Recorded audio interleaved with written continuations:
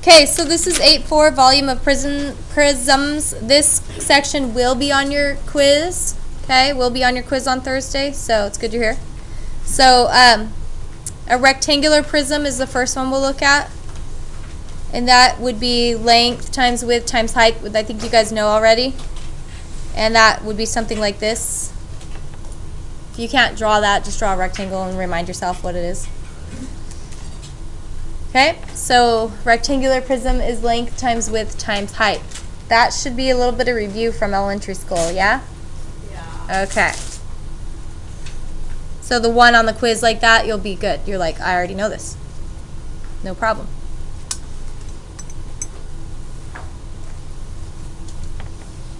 Okay. I think you guys defined volume earlier pretty well, or exacted, where he said it's like the measure of the space occupied, or measure of the space inside an object, but there's a definition for you if you need it. Volume is the measure of space occupied. I messed up. That's okay.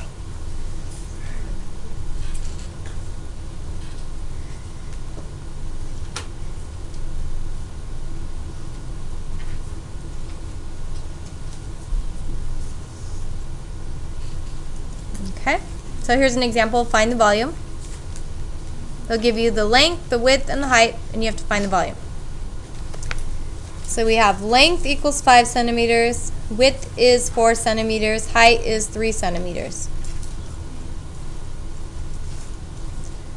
5 times 4 times 3 is 60 centimeters cubed.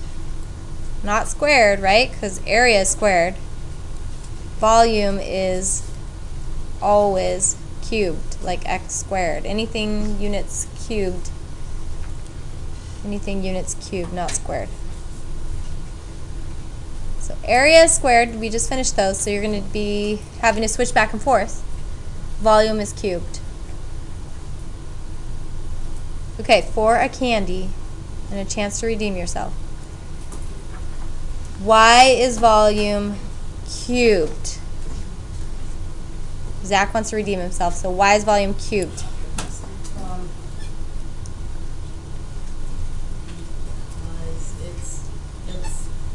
the outside, it's on the inside. No, not exactly. Jimmy? Volume is 3 dimensional. Yes. Volume is 3-dimensional. It's just like the same answer as earlier, right? You want a candy? Okay. So volume is 3-dimensional, so think like this. 3D, see the 3 and the 3D? Goes with the 3 and the cubed. Is that what you're going to say? Who else was going to say that had their hand up and now they're like, oh man. All right, well at least you know that you knew. Okay. All right, now we have this other shaped triangular prism. I think you did triangular prisms in 6th grade last year, but I don't know how much practice you got. So that might be harder for you to draw, but you could try. Do you want me to show you how to draw it? Yeah. Okay, so first draw a little triangle on the top. Draw the little triangle on the top. And then on the left side, draw a straight line down from that. On the right side, a straight line down from that vertex. And then yep, like a house. So you're basically drawing like a little house. Okay? And then what you do from the top of the top triangle is do a dotted line down to the middle of the box. And then 2 dotted lines coming up from the corners. Does that help you? Yeah. This is art/math class today. Okay? So draw a house, dotted line down to the middle of the box, and then 2 dotted lines to the corners. Okay, the formula is pretty simple because you guys already know the formula of a triangle, which is 1/2 base times height. But then you have to multiply that by the height again, and there's going to be 2 different heights. Okay, there's like the height of the inside of the triangle, and then there's the height of the whole length, like the rectangular piece, kind of. Okay, so here's the drawing that you're probably like, man, how am I going to draw that? You show us again? I will. Okay, so example 2, find the volume. I wanted to separate the heights for you. Okay, so in this case, draw a right triangle on the left side. Wait. Draw a right triangle on the left side. Okay? And then draw from the top vertex a diagonal going up and to the right. And then on the bottom right vertex, a diagonal going up and to the right. It doesn't have to be perfect. Mine's not perfect. Okay?